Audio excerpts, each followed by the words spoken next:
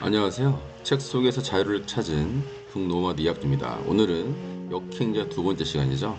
챕터 2, 3, 4에 대해서 한번 살펴보도록 할게요. 우선 챕터 2인데요. 역행자 1단계 자의식의 해체. 이 책에서 가장 중요하게 다루는 단계입니다. 자의식의 해체 없이는 성공은 없다라는 거죠.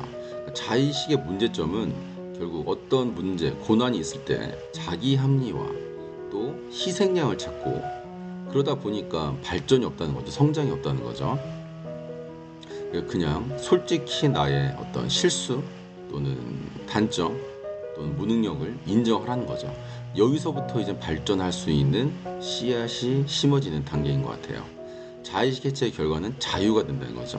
나의 잘못과 어떤 불완전함을 인정하는 순간 저는 자유로워졌다는 느낌을 받았습니다. 자의식 해체의 3단계 자의식 해체에서 첫 번째 1단계는요 탐색이죠. 나의 불편함의 원천은 무엇인가 라는 거, 이 부분을 먼저 살펴보고, 두 번째 인정을 하는 거죠. 나의 부족함을 인정하는 거죠.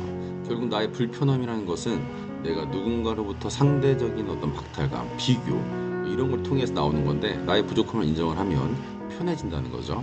3단계 전환인데요, 나의 발전을 위한 액션 플랜, 이게 중요한 것 같아요. 아무리 책을 많이 읽어도 실천하지 않으면 아무 의미가 없죠. 액션 플랜을 정한다는 거. 불만족한 삶의 원천이라는 거죠.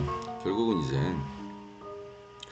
우리가 만족한 삶을 산다, 행복한 삶을 산다, 이런 부분들이 우리의 삶의 어떤 목적 중에 하나일 건데, 이 불만족한 삶의 원천은 이런 것에서 나오는 거예요.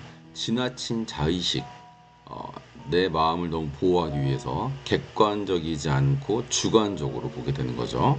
모자란 자존감, 자존감이 낮을수록 어떤 벽을 더 두껍게 쌓을 수밖에 없는 것 같아요. 꼰대로 가는 지름길이 된다는 거죠. 우린 누구나 꼰대가 되고 싶지는 않아 하죠. 저도 마찬가지고요. 그렇지만 이런 어떤 지나친 자의식과 모자란 자존감이 계속 커지면 결국은 꼰대로 갈 수밖에 없는 것 같아요. 그 다음에요. 챕터 3인데요. 역행자 2단계죠. 정체성 만들기. 어떤 자질을 원한다면 이미 그걸 갖고 있는 것처럼 행동하라 라고 윌리엄 제임스라는 사람이 얘기했는데요. 결국 우리는 이 갖고 있는 것처럼이 중요한 것 같아요. 해빙이죠, 해빙. 우리가 지금 현재는 없지만 우리가 뭔가를 갖고 싶다라는 것들에 대해서 여러 가지 돈이든 재능이든 이런 거에 대해서 갖고 있는 것처럼 행동했을 때 우리는 그 어떤 자질을 결국 획득할 수 있다는 거죠. 나는 특별한 사람이라는 암시를 계속적으로 해야 될 부분이고요. 그러니까 긍정선이 되게 중요해요. 그 다음에 자기개발서, 이건 굉장히 중요한 포인트인 것 같아요. 우리가 소설을 읽는 것도 다 좋지만 이 자기개발서를 통해서 결국은 성장으로 가는 사다리를 놓는 게 아닌가라는 생각을 하게 됩니다. 정체성을 바꿀 환경을 만들어라는 부분이죠. 이 환경이 중요한데요. 우리가 사람인지라 그렇게 강력한 의지력으로 꾸준하게 지속적으로 실천하는 게 굉장히 힘들어요. 그렇기 때문에 이런 환경을 만드는 거, 어떻게 하면 환경을 만들 것인가, 예를 들면 독서를 하고 싶다, 그럼 독서 모임에 들어간다는 거죠. 저도 이제 새운독이라는 매일 새벽 5시 30분에 시작하는 독서 모임에서 4년째 독서 모임을 유지하고 있는데요. 이런 어떤 강력한 시스템이 있을 때만이 저를 움직이게 하는 것 같아요. 그게 없었다면 저는 하루 이틀 정도 읽었을까요, 독서를? 거의 안 했다고, 포기했을 거라고 100% 확신합니다.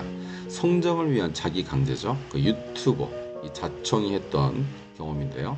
결심 100번 쓰기, 이건 이제 김수홍 회장님의 어떤 방법이었던 거예요. 그래서 내가 성장을 위해서 자기 강제를 무엇을 할 것인가를 꼭 실천사항, 작지만 결국 스몰 빅이에요. 작지만 결국 그게 쌓이면 커진다는 거죠.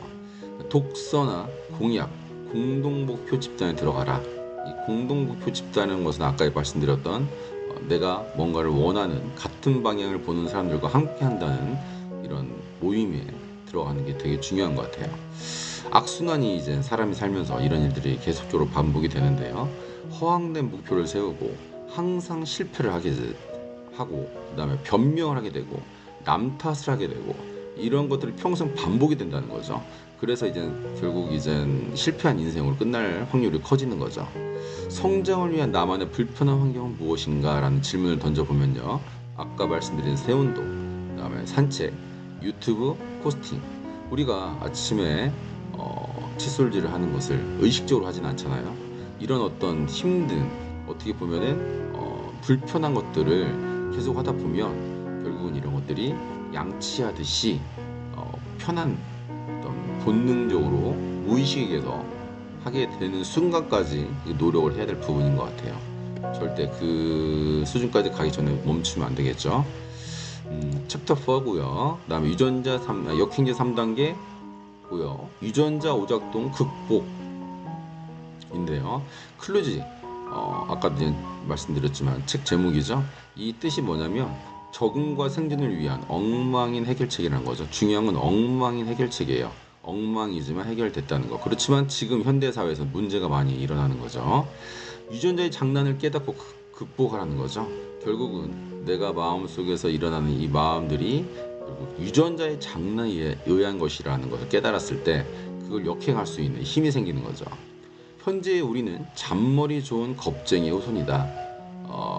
우리 조상들은 결국은 이제 용감한 조상들은 많은 도전들을 하다가 그 당시에는 이제 죽음으로 이어지는 그런 사회였기 때문에 많이 다 죽었겠죠. 그래가지고 남은 게 결국은 잔머리 좋은 겁쟁이 후손. 굉장히 재미있는 표현이었던 것 같아요. 그렇지만 또 이 말에 대해서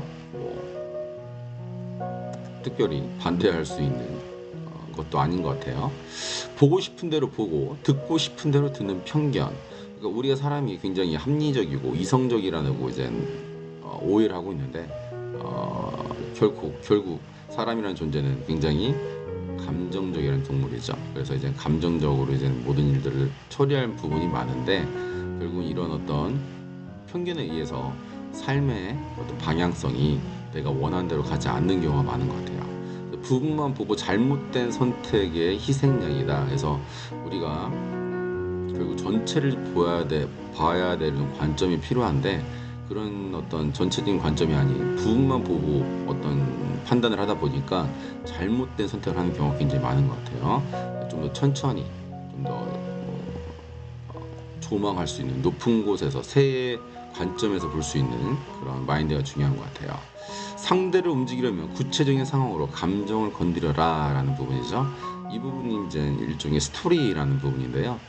우리 김미경 원장님도 이제 말씀하셨던 부분이고, 우리가 이제 어떤 사람을 설득하기 위해서는 이 어떤 상품의 좋은 점을 이성적으로 객관적인 얘기만 해서 되는 것이 아니라 어떤 구체적인 상황을 통해서 감정을 만들어가는 거죠. 인스타라든가 여러 가지 썸네일도 마찬가지고요. 이런 부분들이 스토리가 중요한 것 같아요. 예를 들어서 오타쿠 수저를 10억 연봉자로 만들어준 책 5권, 이런 어떤 제목이 썸네일이 있었을 때 사람들이 한 번 더 클릭한다는 거죠. 나중에 이제 자청의 표본 이론도 나오지만 많은 사람들이 원하는 내용을 핵심적으로 뽑아서 만들어준 게 중요한 것 같아요. 유전자 오작동에 대한 3가지 질문을 하고 있는데요. 사람들이 눈치를 보며 판단 오류를 범하고 있는가? 2번째, 지금 나는 새로운 것을 배우는데 겁을 먹고 있는가? 3번째, 손해를 볼까봐 과도한 스트레스를 받는 게 아닐까라는 이 유전자 오작동에 대한 3가지죠. 이 질문들의 핵심은 이렇게 유전자들이 오작동되고 있는데 과연 이 유전자 오작동 때문에 우리가 잘못된 선택을 하고 있는 게 아닌가라는 질문을 꼭 던져보란 얘기죠. 결국 성공한 인생의 핵심적인 것은 올바른 선택의 연속인 것 같아요. 그런데 이 올바른 선택함에 있어서 유전자 오작동이 방해가 되지 않는지 꼭 점검을 해볼 필요가 있는 것 같아요.